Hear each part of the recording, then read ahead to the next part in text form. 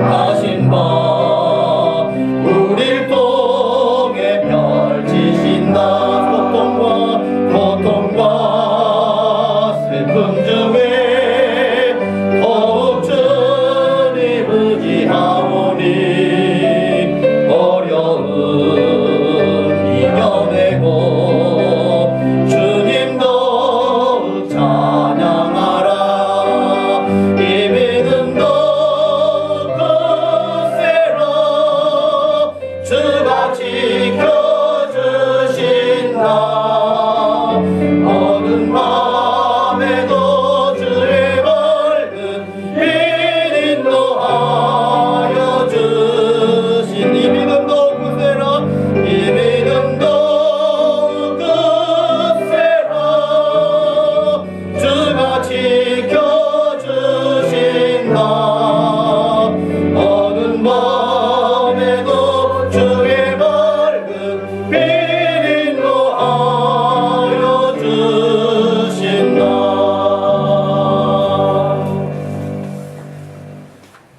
다시 자리에 앉으셔서 오늘 우리에게 주시는 하나님 말씀 마태복음 25장 14절에서 21절 말씀 보겠습니다.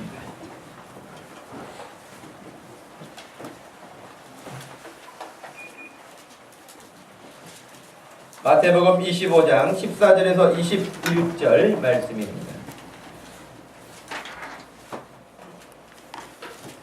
찾으셨으면 우리 한 목소리로 말씀 읽겠습니다. 또 어떤 사람이 타국에 갈 때 그 종들을 불러 자기 소유를 맡김과 같으니 각각 그 재능대로 한 사람에게는 금 5달란트를, 한 사람에게는 2달란트를, 한 사람에게는 1달란트를 주고 떠났더니 5달란트 받은 자는 바로 가서 그것으로 장사하여 또 5달란트를 남기고 2달란트 받은 자도 그같이 하여 또 2달란트를 남겼으되 1달란트 받은 자는 가서 땅을 파고 그 주인의 돈을 감추어 두었더니 오랜 후에 그 종들의 주인이 돌아와 그들과 결산할세 5달란트 받았던 자는 5달란트를 더 가지고 와서 이르되 주인이여 내게 5달란트를 주셨는데 보소서 내가 또 5달란트를 남겼나이다. 그 주인이 이르되 잘하였도다. 착하고 충성된 종아 내가 적은 일에 충성하였음에 내가 많은 것을 네게 맡기리니 내 주인의 즐거움에 참여할지어다 하고. 아멘.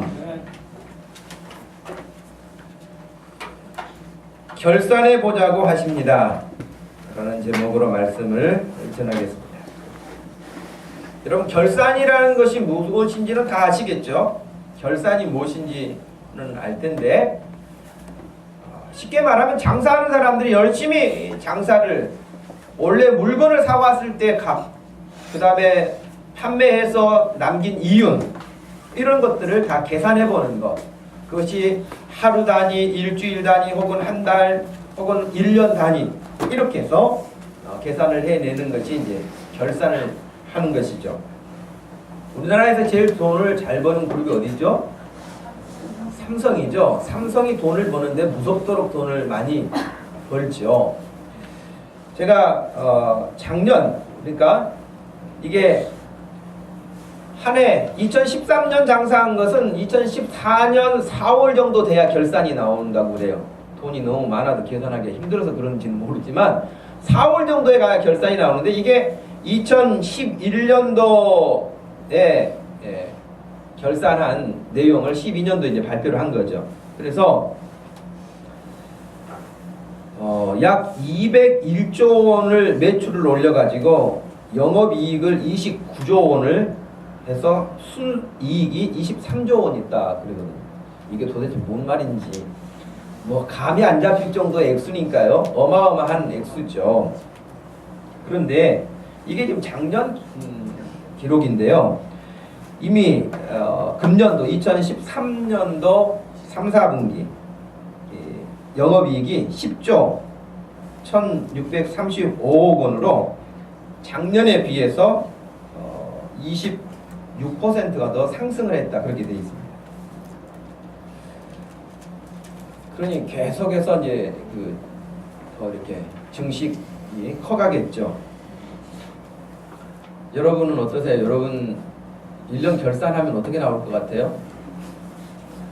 목사님 우리 마이너스에 마이너스 이런 사람도 있을 거고 그냥 현상 유지하기도 급급합니다. 그럴 수도 있을 거고 아이고 괜히 계산했다가 열받으니까 안 합니다. 뭐 그럴 수도 있겠고 아마 그럴 거예요. 우리의 인생을 지금까지 살아왔던 인생을 주님이 자 이제 역사를 마무리하려고 하니 다 모여라. 그래서 우리 인생을 결산한다면 또 우리 인생은 어떻게 결산이 될까 하는 것입니다. 돈은 가치가 있어서 이렇게 돈을 쉽게 액수로 환산을 하고 그래서 계산하기가 어떻게 보면 단순하기도 하죠. 그렇지만은 우리 인생이라고 하는 것은 쉽게 이렇게 결산할 때 수치로 나타나기가 어려워요. 사람들 눈으로 봤을 때는 실패자 같은데 하나님이 보실 때는 아니다 성공자라 그렇게 말할 수도 있고 사람들이 볼 때는 아주 대단하다고 칭찬하고 부러워하고 인정할 만큼의 그런 모습인데도 불구하고 주님이 보셨을 때는 고개를 저으실 수도 있기 때문에 그렇습니다. 여러분 우리에게 하루를 주셔서 하루를 마무리하게 하시고 시작과 마무리가 있게 하시고 또 한 주간의 시작이 오늘이잖아요. 또 토요일이 마지막이고 또 한 달에 1일이 있고 또 30일이나 31일이 있고 또 1년 1월 1일이 있으면 12월 31일이 있어서 결산을 하게 하는 거예요. 늘 결산을 하게 하는데 그것은 어떻게 보면 하나님 앞에 최종적으로 서기 전에 우리에게 하나님이 주시는 기회인 줄로 생각이 돼요. 아무 그런 것도 없이 오늘날 갑자기 주님이 우리에게 결산을 요구하신다면 우리는 당황할 수밖에 없을 겁니다. 그런데 하나님께서 우리에게 이런 시간들을 주셔서 마치 연습을 하는 것처럼 우리의 인생도 결산할 수 있도록 하나님이 기회를 주시는데 오늘도 우리가 주님 앞에서 우리의 삶을 금년 한 해 돌아보고 특별히 하나님 앞에 믿음으로 살았던 이 믿음의 영역에서 결산을 점검해 보면서 또 새해를 준비하는 시간이 필요치 않겠는가 하는 것입니다. 저는 먼저 결산을 하기 전에 말씀을 준비하면서 그런 생각을 했는데 하여튼 우리 성도들 한 사람 한 사람을 다 위로해야 되겠다는 그런 생각도 했어요. 먼저 우리 학생들 공부한다고 학교 아침에 일찍 일어나가지고 학교 가고 그거 쉬운 것 같지만 그것도 힘든 일이잖아요. 학교 가는 것도 힘든 일인데 공부까지 잘해야 되니 얼마나 힘들겠어요. 그죠? 학원 다녀야지, 학교 다녀야지. 스트레스 팍팍 받으면서 공부하는데 성적은 안 오르지. 그러면은 이제 부모까지 같이 이제 스트레스 받지. 이럴 수 있는 환경들이 공부하는 학생들이기 때문에 또 친구들과의 관계, 뭐 여러 가지 환경들 힘들고 어렵고 그랬지만 그럼에도 불구하고 우리 주일 학생들 가운데 중간에 이렇게 자퇴하는 애들 없죠. 그래도 열심히 학교 다니는 거 너무 감사하고 수능까지 시험 잘 본 것도 감사하고 어찌됐든 하나님께서 우리를 한 걸음 한 걸음 인도하실 터인데 여러분 지금 당장 내 눈에 뭐가 안 보인다 할지라도 열심히 하나님 앞에 믿음으로 나갈 수 있기를 축복합니다. 반드시 하나님이 그런 인생을 그냥 두신 적이 없어요. 그런 인생을 나는 한 번도 본 적이 없어요. 그런 거로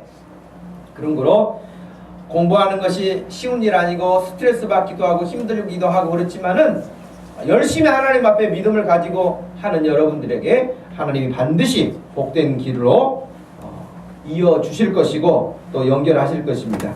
우리 집사님들 역시 마찬가지죠. 아침 일찍에 회사에 출근해가지고 밤 늦게까지 직장에서 시달리고 스트레스 받고 정말 그 월급 받는 그 값을 하기 위해서 회사에서 얼마나 쥐어짭니까? 힘들죠. 잘 쉬지도 못하고 잘 먹지도 못하고 잘 놀지도 못하고 거기에 매여서 가정을 부양하기 위해서 여러분 아침에 일찍 나가가지고 그렇게 일하는 거 아닙니까? 저는 어떨 때는 그런 생각도 들어요. 그 돈이 뭐라고 그 돈 그것 좀 받기 위해서 여러분 장사하시는 분들 돈 그거 몇 푼이라는 말이 좀 그 어폐가 있을지는 모르지만 그 돈 좀 얻기 위해서 얼마나 서비스를 합니까? 얼마나 또 친절하게 해야 됩니까? 그러니 기분 맞춰줘야지. 제가 박희덕 집사님 가게 갔을 때 가서 보면 어쩔 때는 2시간을 막 이렇게 설명을 하고 이야기를 해야 되는데 진짜 어떤 사람들은 그렇게 이야기만 하고 가요. 진짜 그러면은 여러분 얼마나 힘들겠어요. 하루 종일 여러분 말한다는 게 얼마나 힘든 일인데 그렇게 해가지고 하루 종일 일하고 집에 들어가면 아무것도 하기 싫을 거예요. 소영식 집사님 아침에 가가지고 늦게까지 그거 뭐 서서 그거 장사하기 얼마나 쉽지 않죠. 겨울에 같은 경우 더군다나. 정동식 집사님 전화하면 맨날 회사지. 밤늦게까지. 뭐 보면은 한 사람도 김성년 집사님 아침 새벽에 나가가지고 밤늦게 들어오는데 어디 가서 뭐 하는지 나 잘 모르겠지만 돈을 그냥 막 한 트럭으로 아마 가지고 올 날도 있을 거야. 아멘. 예. 이윤갑 집사님 회장님은 지금 예, 중국을 접수하려고 지금 왔다 갔다 하시는데 하여튼 열심히 일을 한다고 열심히 일하는데 생각만큼 그것이 내 손에 잘 안 들어와요. 힘들어요. 그런데도 불구하고 아이고 돈도 안 되고 힘들고 그러니까 얘라 그냥 집에서 쉬는 게 돈 버는 거다 하고 집에서 다 누워있으면 어떻게 되겠어요. 그런데도 나가서 열심히 일하는 거 감사한 일이죠. 병원에 가서 안 누워있고 밖에 가서 놀다 오는 거 얼마나 감사한지 몰라요. 예.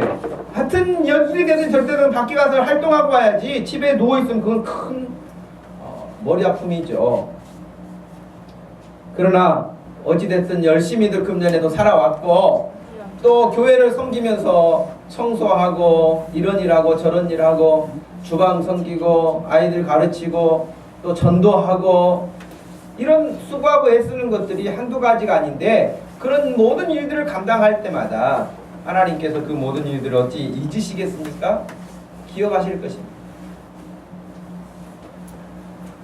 하나님께서 분명히 여러분들이 수고한 것만큼 계산하시고 계시고 그 계산하셔서 거기에 합당하게 열매를 주실 줄로 믿습니다.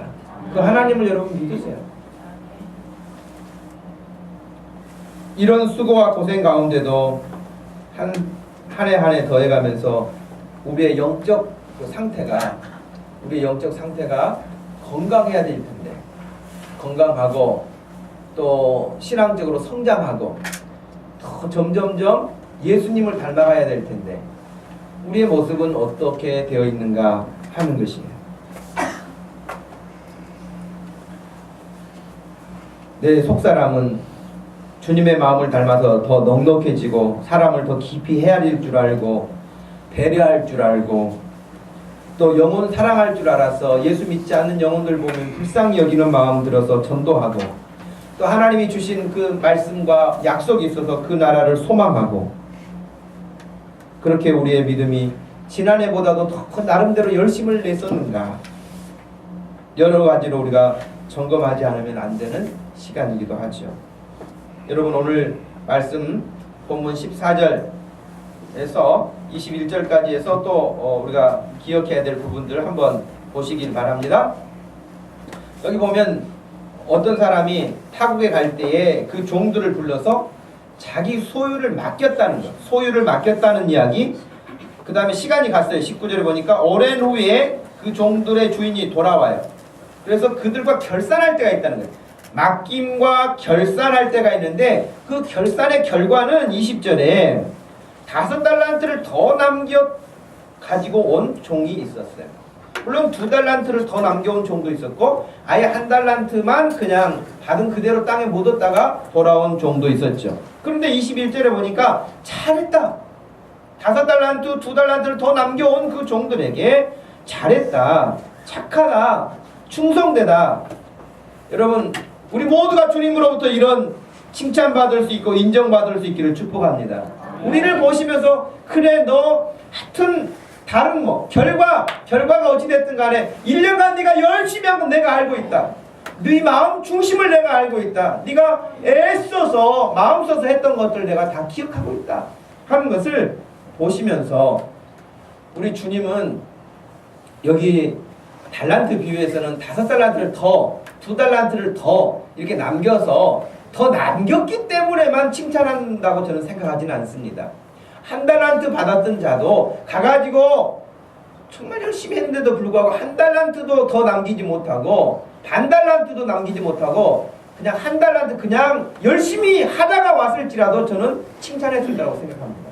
다만 그는 묻어놓고 안 했기 때문에 책망을 받았던 것이지 열심히 했다면 거기도 동일하게, 왜냐하면 5달란트 받았던 그 종도 5달란트를 더 남겼잖아요. 2달란트도 2달란트를 더 남겼잖아요. 그 5달란트 남긴 사람이 더 많이 남긴 거죠. 어쨌든 받은 것이 많기 때문에 투자를 많이 해서 결과도 그럴 수 있다고 할 수 있지만 우리 주님이 평가하실 때는 5달란트를 더 남겼다고 2달란트만 남겼다고 그렇게 평가하지 않으시고 그들이 성실하게 충성되게 오늘 말씀과 같이 잘하고 착하고 충성된 이 마음으로 그 일을 했기 때문에 칭찬받은 것이지 액수가 많기 때문에 그런 게 아니에요. 그러므로 1달란트 받았던 종도 열심히 했는데도 불구하고 1달란트만 그냥 가지고 오면서 주님 저 열심히 했는데도 불구하고 1달란트밖에 주님이 주신 것밖에 주인이 주신 대로밖에 가지고 오지 못했습니다. 그래도 안다. 종아 내가 너를 안다. 그럴 수 있는 착하고 충성되고 잘했다고 할 수 있는 그런 인정함을 받을 수 있는 것은 우리 주님이 하시는 일이에요. 액수의 많고 적음의 문제가 아닙니다. 금년 한 해를 우리가 돌아볼 때에 정말 우리 주님이 보시면서 그래 너 금년에 애쓴 거 내가 안다. 너희들 길거리에서 전도한다고 그렇게 추운데 떨면서 하기도 하고 더울 때 그렇게 그늘 찾아가면서 전도한 것도 알고 토요일날 나와서 음식 준비해서 주일날 먹이려고 그렇게 손길 수고하고 섬긴 것도 알고 청소한 것도 알고 열심히 섬긴 거 여러 가지 일들을 왜 주님이 모르시겠어요? 다 하신다는 거예요. 그런 일들에 주님이 이 칭찬받았던 종들처럼 잘했다고 우리 한 사람 한 사람을 칭찬할 수 있는 그런 믿음이었는가? 우리 자신이 이건 누군가가 대신 평가해 줄 수가 없어요. 주님과 나만의 관계 속에서 할 수 있는 일이에요. 내가 목사의 입장에서 악하고 게으른 종아 그렇게 할 수 없어요. 제가 보기에는 어떻게 보면은 그렇게 말할 수 있는 여지가 있을지 모르지만 주님이 보실 때는 저는 그렇지 않을 수 있고요. 제가 봤을 때는 대단하다고 생각할 수 있는 사람이 주님이 보실 때는 또 반대일 수 있거든요. 그러니 이것은 나와 주님과의 관계 속에서 하실 거예요. 그렇지만 우리가 한 해를 돌아보면서 또 새해를 준비하면서 그러면 우리는 어떻게 하면 이 잘했다고 칭찬받은 종처럼 착하다고 칭찬받은 종처럼 충성된 종이라고 칭찬받고 주인의 즐거움에 참여해라. 주인의 즐거움에 참여하라. 이런 잔치에 초대받을 수 있는 그런 믿음이 되려면 어떻게 하면 그런 믿음이 될 수 있을까 하는 것. 첫 번째는 소명의식을 가지라. 소명의식. 오스기니스라고 하는 사람이 쓴 책 소명이라는 책이 있습니다. 여러분.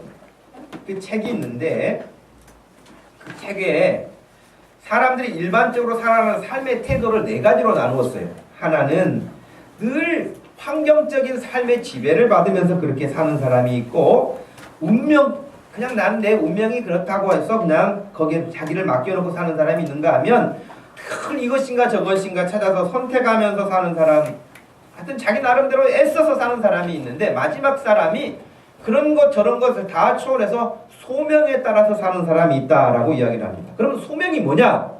소명이라고 하는 것은 내가 무엇을 얼마나 많이 했느냐 적게 했느냐의 문제가 아니라 하나님 그분 앞에서의 내 삶의 존재가 어떤 존재냐라고 하는 것을 늘 확인하는 것이 소명이라는 거예요. 하나님 그분께서 나를 부르셨기 때문에 나의 시간과 나의 물질과 나의 가족과 나의 재능과 나의 가진 모든 환경들을 통해서 하나님 그분이 기뻐하실 수 있다고 한다면 그 마음을 가지고 모든 일을 거기에 맞춰서 하는 그런 삶의 태도를 소명받은 사람의 삶이라고 정의하고 있습니다. 소명이라고 하는 것은 반드시 부르시는 분이 있고 그 부르심에 응답하는 그런 관계가 형성된다고 이야기를 합니다. 그러므로 우리는 하나님으로부터 부름받았다는 이 사실을 망각하면은 인생이 흐지부지 됩니다. 여러분 동일하게 여기 있는 우리에게 그냥 지나가는 길가에 지나가는 사람이 여기 들어와가지고 아 이것 좀 해주세요 그렇게 말하는 거하고 공식적으로 대통령이 여기 와가지고 아 이 일은 꼭 우리 목동 주신교회 아무개 집사님이 담당해줬으면 좋겠습니다라고 맡기는 거하고 여러분 그건 천지 차이지 않겠습니까? 누가 이 일을 맡겼느냐 하는 거예요. 나에게 누가 이런 기회를 주었느냐고 하는 거예요. 그런데 소명의식이 없으면 전부 다 자기가 자기 인생의 주인이 돼서 자기 나름대로 그냥 애쓰다가 끝나는 거예요. 돼도 안 돼도 그냥 끝나는 거예요. 그런데 소명의식을 가지고 있는 사람은 나를 부르신 분이 하나님이시고 나를 보내신 분이 하나님이시고 나에게 기회를 주신 분이 하나님이시기 때문에 그분 앞에서의 삶을 사는 거예요. 옆에 사람이 어떻게 살든지 또 다른 사람이 어떻게 행동하든지 그거에 영향을 받지 않아요. 내가 하나님 앞에서 받은 그 삶에 충실하기 위해서 그런 사람이 착하고 충성된 종의 모습으로 사는 거예요. 그런 소명의식이 없으면 그냥 삽니다. 누가 공부를 잘하느냐? 소명의식이 있는 사람이 공부를 잘합니다. 내가 왜 이 공부를 해야 되느냐? 왜 이런 스트레스를 받으면서 공부를 해야 되느냐? 내가 공부해서 많은 것들을 습득하고 준비가 돼서 하나님이 하나님이 기뻐하시는 일을 더 많이 해야 되겠다. 어떤 학생이 병상에서 너무 이렇게 육체적으로 중한 질병에 걸려가지고 병상에 누워있는데 병상에 누워있으면서 이 아이가 소명을 받은 거예요. 어떤 소명을 받았냐면 나처럼 아픈 사람이 없도록 내가 치료하는 의사가 되어야 되겠다. 그래가지고 여러분 병원 생활하면서 공부를 해요. 이 아이가 병원 생활을 하면서 공부를 해가지고 진짜 의사가 됐습니다. 연세대 의대 교수 가운데 한 분이 그런 분이 계세요. 소아과 의사가 있어요. 자기가 어렸을 때 고생하고 힘들었던 그때의 소명의식을 받은 거예요. 나처럼 아픈 사람을 내가 치료하는 사람이 되겠다. 그런 마음이 아픈 병상에서도 있어가지고 공부를 뜻을 가지고 한단 말이죠. 그런 소명, 돈을 버는 거 단순하게 돈 좀 많이 벌어가지고 나 먹고 편하게 살고 이런 의미가 아니라 돈 열심히 벌어서 하나님이 기뻐하시는 일을 위해 내가 투자해야 되겠다. 그런 소명의식을 가지고 돈을 벌고 일을 하는 사람은 그 가치가 다르죠. 공부하는 가치도 직장에 나가는 것도 사업하는 가치가 다를 수밖에 없는 것이죠. 토마스 캠피스라고 하는 그리스도를 본받아라고 하는 책에 보면 이렇게 이야기를 기록하고 있습니다. 내 아들아, 나의 은혜는 너무도 귀해서 세상과 섞일 수 없고 세상적인 위로와도 뒤섞일 수 없다. 그러므로 은혜를 받고 싶으면 은혜를 가로막는 모든 장애물을 제거하지 않으면 안 된다. 너는 온 세상을 아무것도 아니라고 생각하고 모든 일에 앞서 하나님께 집중하는 것을 우선시하라. 왜냐하면 나에게 집중하는 동시에 세상을 즐거워하는 것은 불가능하기 때문이다 라고 이야기를 하면서 하나님 앞에 소명받은 사람들은 하나님께 집중해야 한다고 하는 것을 설명하고 있습니다. 여러분, 우리는 모두가 우리 주님으로부터 부름받은 사람들입니다. 하나님이 우리를 이 세상에 보내셨고 우리를 부르셨고 우리에게 일을 맡기셨고 공부할 수 있도록 하시고 일할 수 있도록 하시고 환경을 주시는 거예요. 지금 내게 주신 환경은 그냥 나 하나 어떻게 살다가 끝나는 인생이 아니라 우리에게 하나님이 기대하시는 이 달란트를 맡겼던 그 주인과 같이 우리에게 기회를 주시는 거예요. 그리고 반드시 결산하자고 하실 때가 와요. 반드시 옵니다.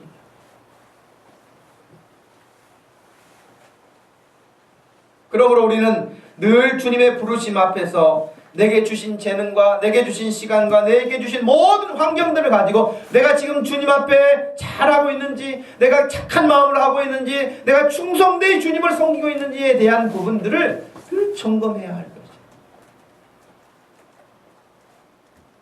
지금 이 앞에 노트를 특별히 지금 제작을 해놨어요. 이제 예배 마치고 여러분에게 나눠드릴 터인데 여기 노트에 말씀을 중요한 요지들을 미리 프린트를 해가지고 여러분들 오시면 매주 나눠드리려고 그래요. 내년부터.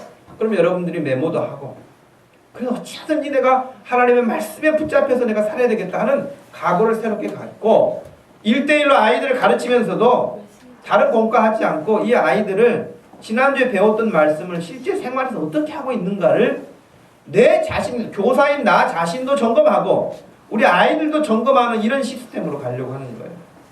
그러니 마음에 잘 새겨서 하나님의 뜻이 펼쳐져 갈 수 있는 우리 인생들 되기를 소원합니다. 두 번째는 결산을 늘 준비하고 살라는 거예요. 여러분 마태복음 25장에 보면 달란트 비유도 있습니다만은 열처녀 비유도 있지 않습니까?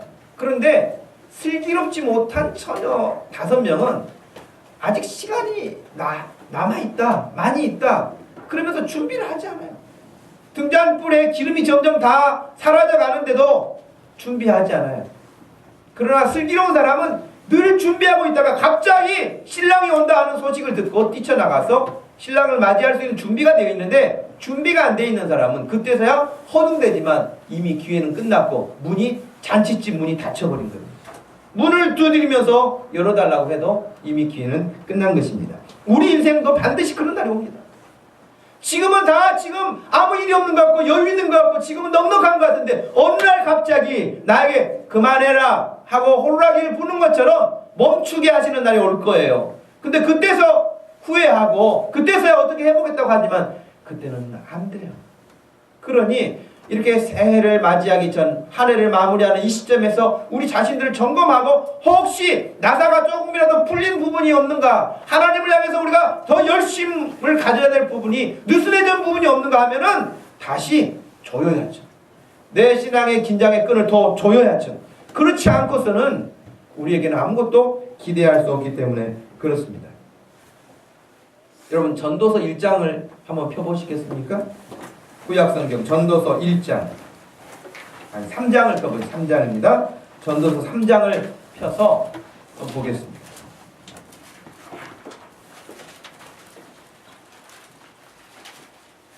구약성경입니다. 전도서 3장 1절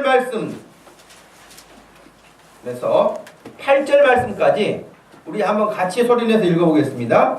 범사에 기한이 있고 천하 만사가 다 때가 있나니 날 때가 있고 죽을 때가 있으며 심을 때가 있고 심은 것을 뽑을 때가 있으며 죽일 때가 있고 치료할 때가 있으며 헐 때가 있고 세울 때가 있으며 울 때가 있고 웃을 때가 있으며 슬퍼할 때가 있고 춤출 때가 있으며 돌을 던져버릴 때가 있고 돌을 거둘 때가 있으며 안을 때가 있고 앉는 일을 멀리할 때가 있으며 찾을 때가 있고 잃을 때가 있으며 지킬 때가 있고 버릴 때가 있으며 찢을 때가 있고 꿰맬 때가 있으며 잠잠할 때가 있고 말할 때가 있으며 사랑할 때가 있고 미워할 때가 있으며 전쟁할 때가 있고 평화할 때가 있느니라.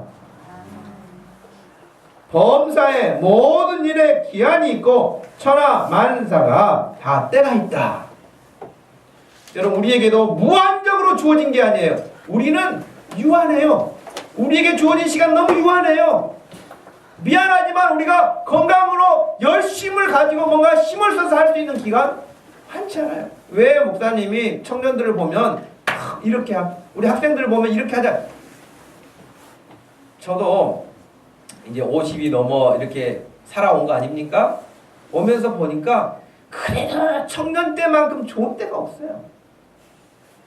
청년 때는 맘만 먹으면 날이라도 새서 뭐라도 할 수 있어요. 어른들은 그렇게 힘들어요. 청년들 할 수 있어요.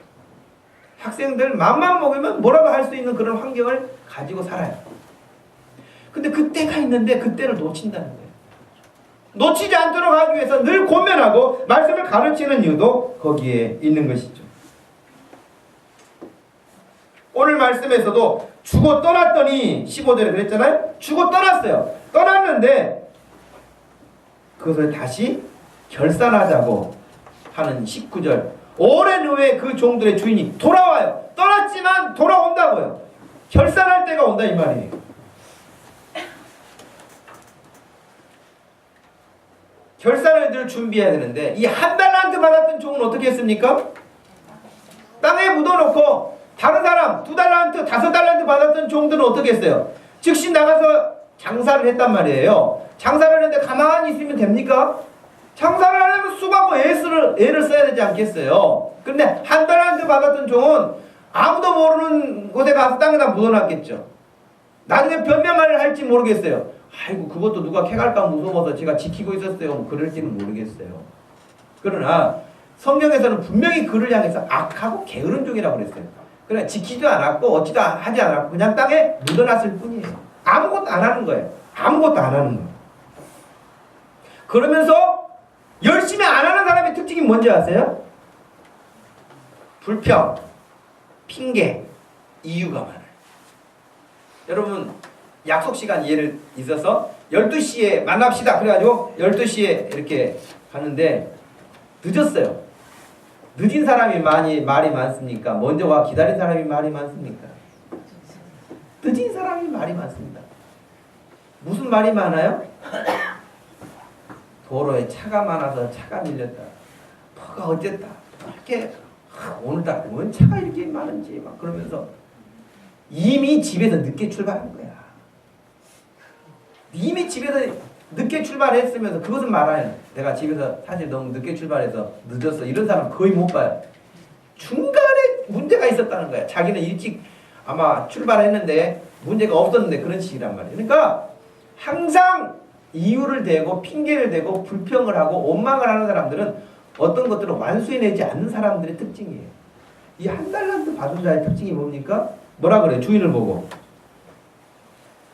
주인은 굳은 사람이라 여유도 없는 사람이고 배려도 없는 사람이고 그렇기 때문에 그 사람 하여튼 돈 혹이라도 잊어버리면 큰일 날 줄 알고 내가 꼭 그것을 묻어놨다. 이런 식으로 주인에 대해서 오히려 왜곡합니다.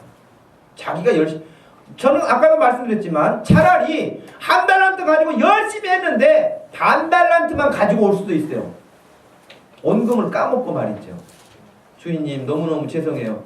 열심히 한다고 했는데 이 결과는 이렇게밖에 안 됐어요. 아니다. 알고 있다. 그것이 아버지의 마음 같지 않아요? 재산 다 말아먹고 돌아온 둘째 아들 보면서 너 돈 가지고 한 거 다 가지고 와. 그랬나요? 이자 가지고 와. 그랬나요? 그러지 않았잖아요. 그냥 그 아들 받아주는 것처럼 주인도 그럴 거예요. 우리 주인도 마찬가지일 거예요. 여기서 문제는 열심히 하지 않았다는 거예요.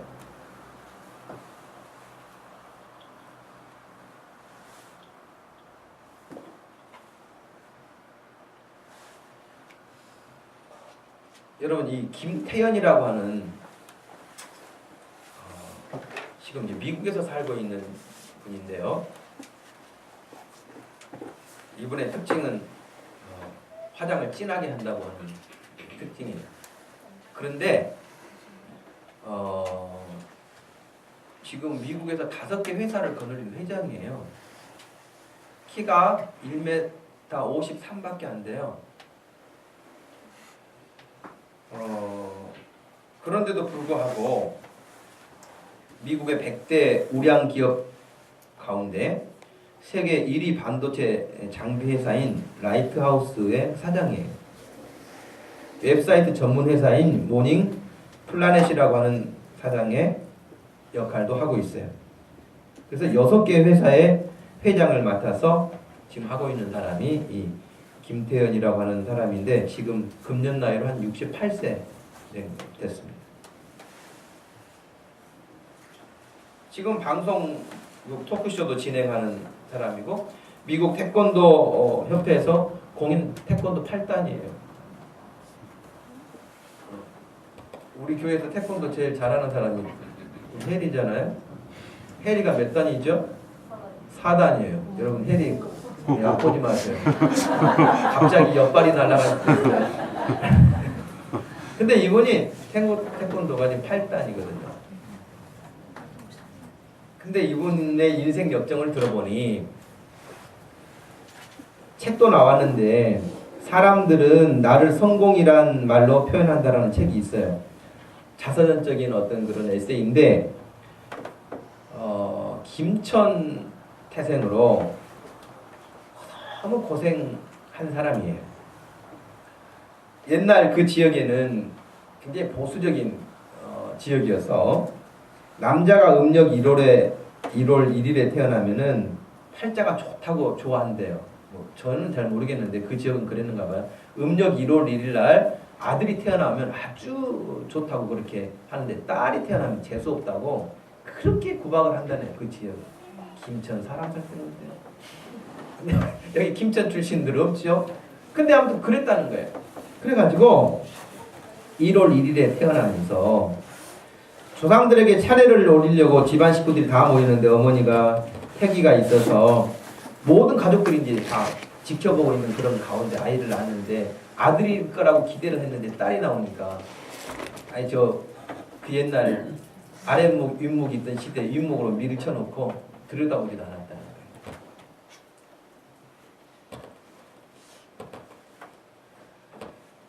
아버지는 재수 없다고 사모가 먹고 있는 미역국도 들어 엎었다는 거예요. 옛날에 그렇게 당한 부모님들 많아요. 딸 낳았다고. 아들 그 문제 투성이 골칫덩어리다 아들. 자랑스러운 아들들. 그래서 지금 여러분 우리나라에서는 딸을 더 선호한다고가 60%로 나왔어요. 이제는 아들에 질렸는가 봐. 아들 믿고 한 버텨봤는데 아들 아무짝에도 쏠 데 없다 생각이 확실하게 들어서 이제는 딸 낳으면 좋아한다고 그래요. 그런데 이분도 그 어렸을 때 어머니가 그렇게 구박을 받을 정도니 이 사람은 어떻게 살았겠습니까? 그런데다가 아버지가 늘 술 먹고 엄마 구타하고 폭언하고 그러니까 남동생이 있었는데 이제 좀 커가지고요 하도 아버지가 엄마를 이렇게 때리고 술 먹으면 그렇게 행패하고 이러니까 아들이 말리다 아버지가 그치지 않으니까 아들이 아버지를 폭행했어요. 근데 아들이 아버지를 폭행하고 너무 괴로워한 거예요. 자기가 어떻게 아버지를 때렸는가 하는 것 때문에 괴로워하다가요 그 아이가 자살을 해요. 자기는 페루나라고 부모를 때리는 아들이라고 그래가지고 너무 이제 어려운 집안이 돼버린 거예요. 그러다가 이 김태현이라는 이분이 미국을 가게 돼요. 미국으로 가요.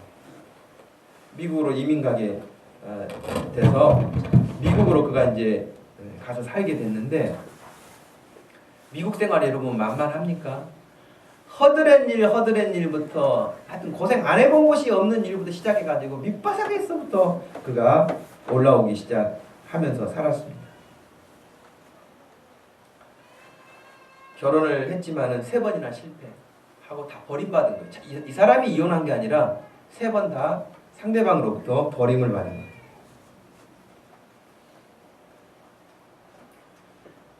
하나님을 잘 섬기는 사람이어서 그는 믿음을 잃지 않았다고 고백하고 있습니다. 여러분 한국에서도 태어나면서부터 어려웠는데 성장 과정도 힘들었는데 미국까지 가가지고도 결혼생활이 3번 실패할 정도면 여러분 얼마나 지치고 이제 그냥 접자 내 인생 그럴 수 있을 법하지 않겠습니까?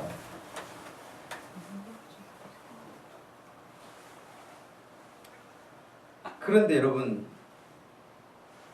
이분이 하는 말이 그 신념처럼 하는 말이 있어요. 한번 읽어보실래요?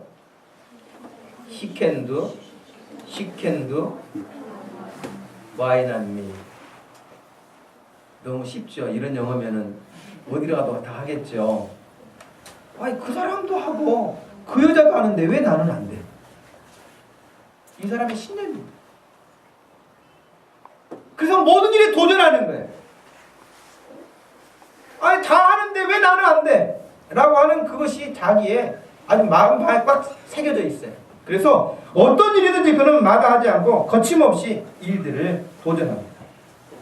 그러면서 많은 사람들이 인터뷰를 요청해 와서 성공 비밀을 물어볼 때마다 이 사람의 철칙과 같은 철학이 있는데 그건 뭐냐면 성공하고 싶다면 술, 담배 끊으라는 것이 첫 번째예요. 왜? 물론 자기 부모님, 아버지의 영향도 있겠죠. 그러나 미국 사회에서도 보니까 여전하게 밑바닥에 사는 사람들은 거기에서 자유롭지 않다는 거예요. 그리고 또 한 가지를 또 주문했는데 말을 바꿔라 그랬어요. 이 사람의 성공, 도전에 승리하는 법칙은 말을 바꿔라. 말을. 사람들이 여러 가지 어려운 환경을 만나면 쉽게 포기하고 꿈꾸기를 싫어하고 힘들어 죽겠다고만 하고 그러면서 회피한다는 거예요. 그런데 이 김태현이라는 회장은 어떤 상황에서도 아니 다른 사람 다 하는데 왜 나는 안 돼? 라고 하면서 도전하는 그런 도전이 그의 인생을 오늘에 이르게 했다고 고백을 합니다.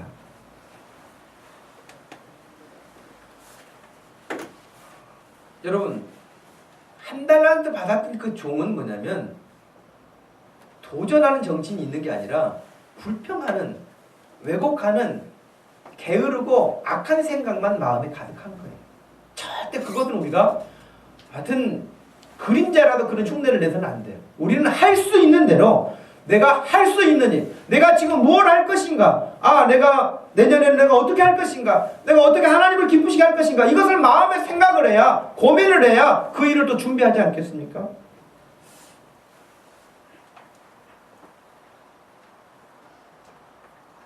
여러분, 그러니 우리는 김태현이라고 하는 이 회장보다 더 좋은 환경이 있잖아요. 우리는 더 잘할 수 있지 않을까요?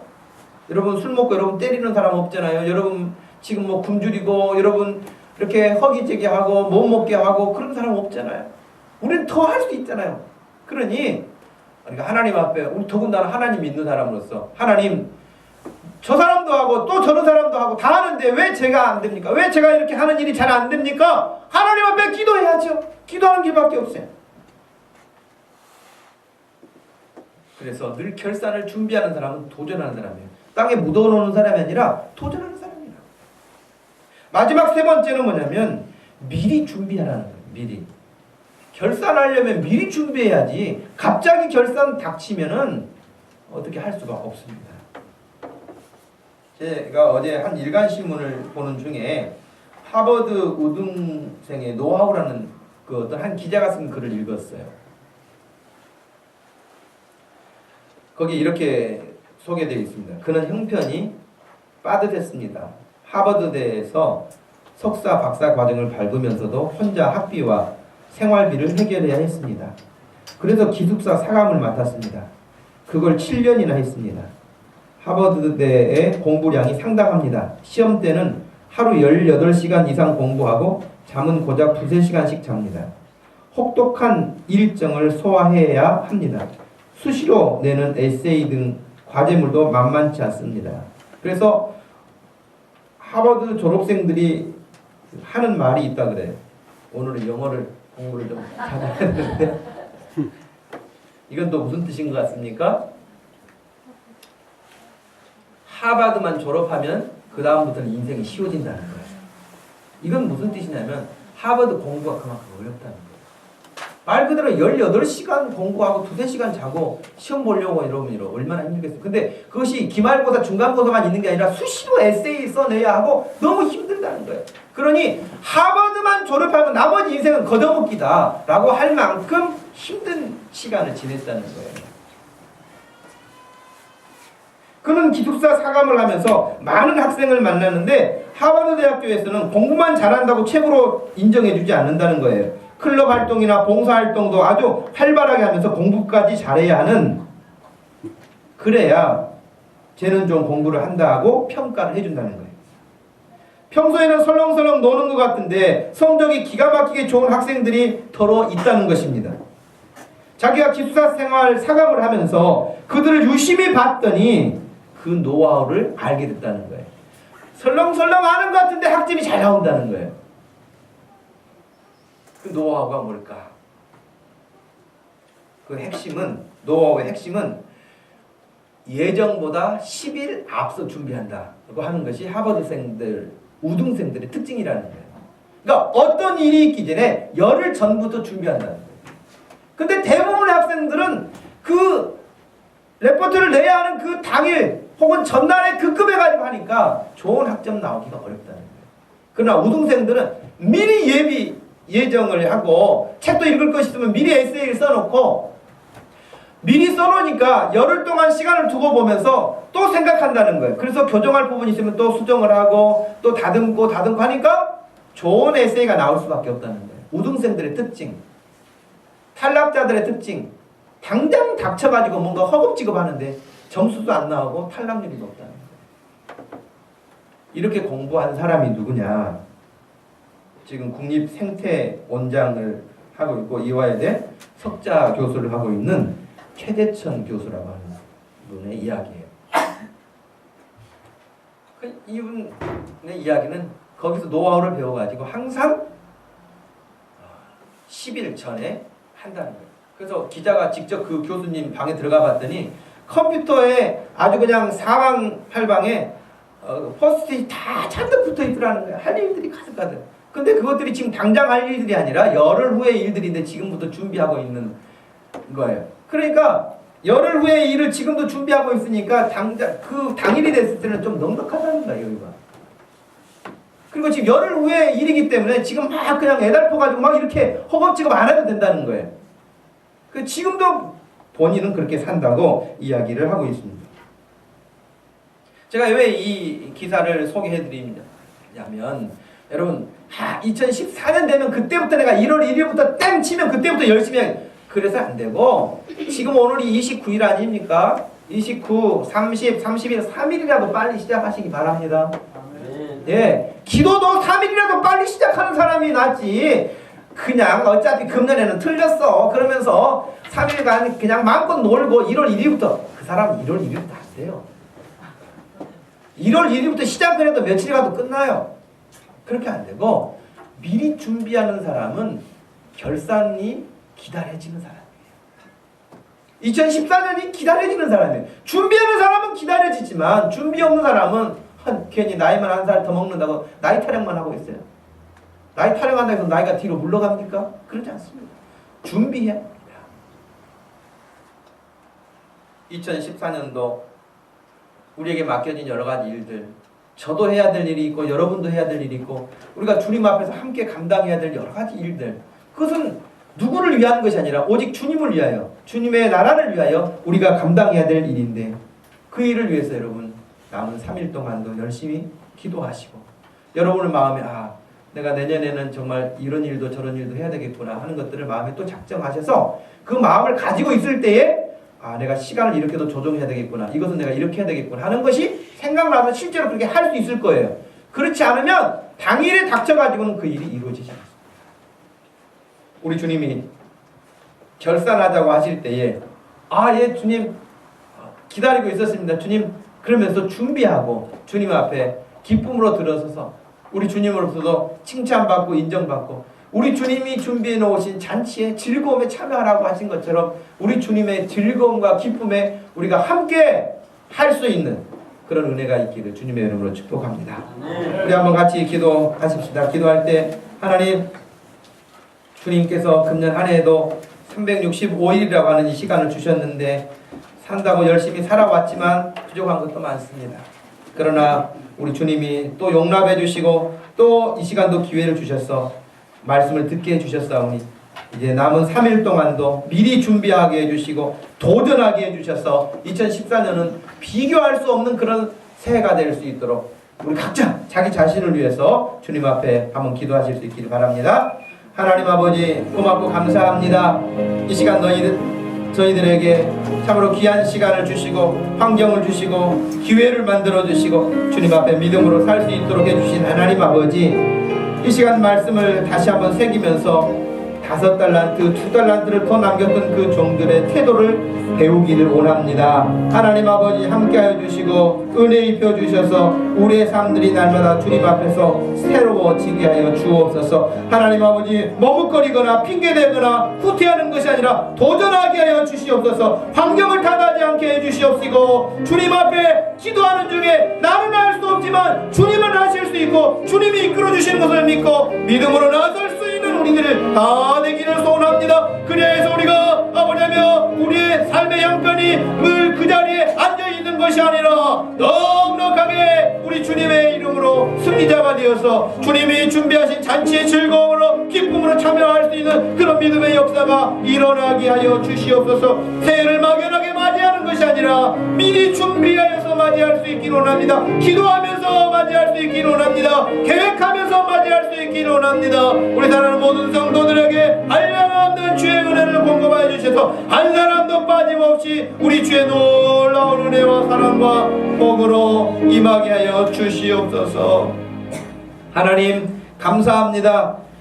이 아침에 주님 앞에 나와 함께 예배하는 사랑하는 모든 성도들 마음속에 오늘 말씀과 같이 칭찬받고 인정받고 사랑받는 이 종들과 같이 하나님 반듯한 마음의 태도를 가질 수 있도록 해주시고 도전하게 해주시고 준비하게 하여 주시어서 우리에게 주신 기회들을 허비하는 사람이 한 사람도 없게 해주시고 온 교회 성도들이 다 주님으로부터 칭찬받고 주님이 주시는 즐거움의 잔치에 참여하는 정말 이 세상 사람들은 예수 믿으면서 저 사람들이 뭐 저렇게 살까, 왜 저렇게 기쁨으로 살까, 알 수 없는 놀라운 비밀들을 간직하며 살게 하여 주시옵소서. 하나님 우리 사랑하는 모든 성도들 한 사람 한 사람을 이 시간도 굳건하게 붙들어 주시고 축복하여 주시기를 원하며 예수님의 이름으로 기도하옵나이다.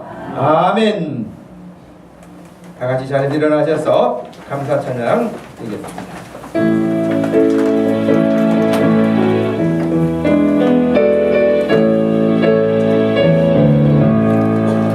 날 구원하신 주 감사, 모든 것 주심 감사, 지난 추억이네 감사, 주 내 곁에 계시네 향기로운 봄철의 감사, 풍성한 가을 감사, 사라진 눈물도 감사, 너의 영원 평안에 응답하신 기도 감사, 거절하신 것 감사, 헤쳐나온 등남 감사, 모든 것 채우시네 아픔과 기쁨도 감사, 절망 중위로 감사, 증강 못할 은혜 감사, 크신 사랑 감사해 우리 교회 주신 감사, 형제 자매들 감사, 주일마다 은혜 감사, 넘치도록 주시네 이제 우리 힘을 다해 열심으로 섬기세 오늘도 내일도 감사, 영원토록 감사해.